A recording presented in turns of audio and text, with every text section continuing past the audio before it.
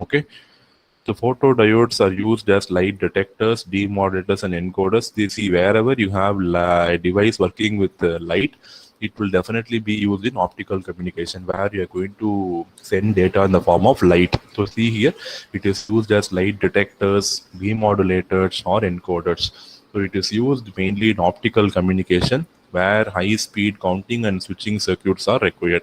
Further, it is used in computer card punching and tapes, light operated switches, sound track films, and electronic control circuits. Because when you are going to focus light on this device, it is going to produce a change in current, right? So this property can be used for controlling also.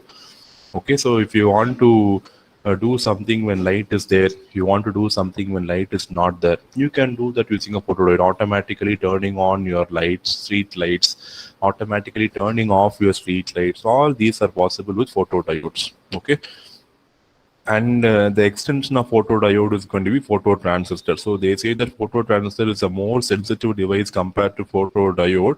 So the current produced by the photodiode is very, very low. You've seen it is in microamperes, so it is not used to drive any circuit. So it cannot be directly used in applications.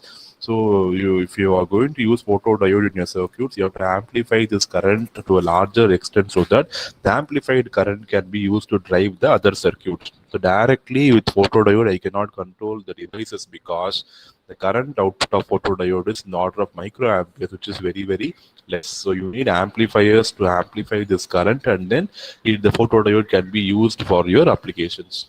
So what they say, instead of having a photodiode with the amplification, I can go for phototransistor.